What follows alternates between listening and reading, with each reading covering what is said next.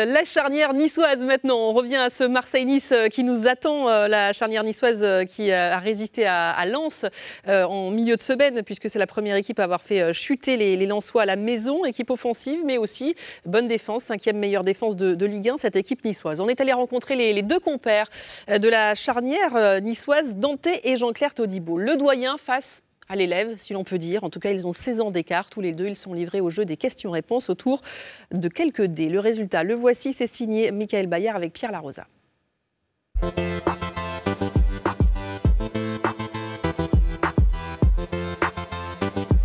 Ouais, comment va? Ça va? Ouais, ça va, tranquille. Avant que les autres y arrivent, je vais te proposer un petit jeu de dés. Je t'explique les règles. Le perdant, il va répondre côté noir. Et le gagnant, bien entendu, les bleus. On est d'accord? Ça marche. Allez, c'est parti.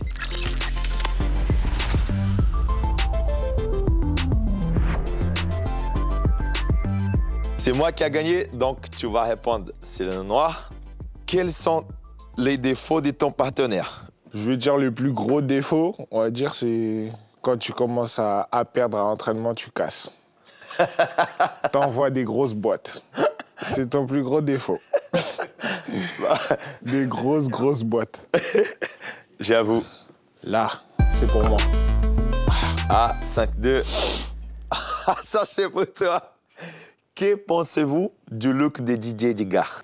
Ah, moi, j'aime bien. Moi, tu vois, c'est pull Dior, premier match. Ça casse un peu les codes. Tu vois, du coach en survêtement de club ou en costard. Du coup, moi, je trouve que, tu vois, moi, je l'ai trouvé stylé. J'ai beaucoup aimé, tu vois, même là où il... Moi, je trouve que, vas-y, on a le coach de Ligue 1 avec le meilleur look, en tout cas. Quel est le secret de ta longévité au plus haut niveau à plus de 39 ans? Ouais, le médecin qui m'a dit il faut boire un verre du vin rouge par jour. Donc... Mais bon, non, c'est une blague. Mais bon, je pense que le secret surtout, c'est de la discipline. C'est respecter ton corps. Et puis avoir l'amour pour le foot. C'est que ça. Parce que je me suis dit, il faut que Dante joue jusqu'à l'été 2024. Ouais, mais je me sens bien physiquement. Qu'est-ce que j'ai fait? Ah, j'arrête. Parce que j'ai 40 ans. Non, je pense que je ne vais pas mentir à moi-même. Je suis moins bon, moins bien. J'arrête. Et si je suis bien, bon, j'ai envie de continuer. Qu'est-ce que Didier Digard a changé dans cette équipe? Beaucoup de fraîcheur. Parce que nous, on vivait un peu une saison difficile, on va dire. Et après, il nous a ramené beaucoup d'évolution d'un point de vue animation offensive. À ce niveau-là, je trouve qu'on est beaucoup mieux. On arrive à se créer beaucoup plus d'occasions. Il a fait que cette équipe a retrouvé des valeurs qu'une équipe qui vise le haut niveau doit les avoir, c'est-à-dire l'état d'esprit collectif, l'intensité, un esprit un peu plus de compétiteurs, des vrais guerriers sur le terrain. Là, au début de ta carrière, on a parlé du nouveau Varane. Est-ce que tu l'aimerais remplacer l'original en équipe de France? C'est un joueur avec une énorme carrière. Aujourd'hui, il prend sa retraite internationale très tôt. Il a 29 ans. À mon humble avis, il a tout gagné. Mon objectif aujourd'hui, c'était d'aller en équipe de France. Je veux représenter mon pays. Toi, par exemple, en tant que Brésilien, l'objectif, c'était de représenter ton pays qui était le Brésil. Moi, aujourd'hui, en tant que Français, c'est de représenter mon pays qui est la France. C'est l'objectif ultime. Jouer pour l'équipe de France, défendre mes couleurs. Je pense que tu as toutes les qualités pour, pas simplement parce que tu joues à côté de moi aujourd'hui. Et je trouve que toi, tu as fait des grands progrès dans tous les domaines et surtout que tu es plus serein parce que pour jouer dans une équipe nationale, il faut être serein.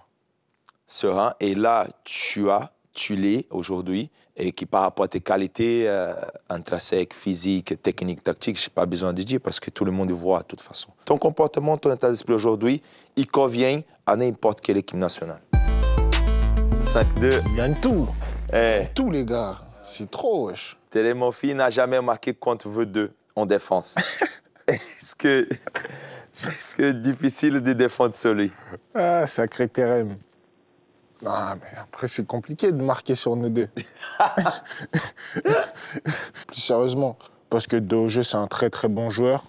Il garde énormément les ballons, il était chiant avec ses appels en profondeur, il tirait beaucoup nos lignes. Je pense que le marquer, c'est compliqué parce que aussi dans la surface, c'est un tueur, il faut pas trop lui laisser d'espace. C'était dur à défendre, mais malheureusement pour lui, il n'a pas marqué. Il le fera peut-être aux entraînements. Aux entraînements. Voilà. Lancer les dés une dernière fois pour découvrir le score du match Marseille-Nice. Toi, t'es Marseille, moi, je suis Nice. Non, je vais pas être de l'autre côté. Vas-y, go. 3-3. 3-3. Oh là là, quel spectacle! Oh, le match de fou! Quel match de fou!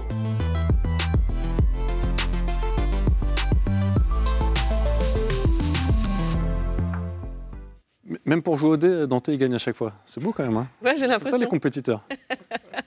3-3, ça fait rêver pour ce soir, non? Peut-être pas vous. Ouais, ça va faire du spectacle et des buts, c'est vrai, c'est ce qu'on aime aussi. Ouais. Dans l'état d'esprit, cette charnière, elle est magnifique. On sent qu'il y a une vraie volonté de transmission.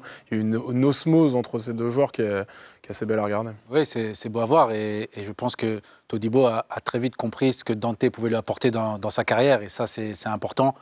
Dante, il a joué au plus haut niveau et il a envie d'accompagner un joueur comme Todibo.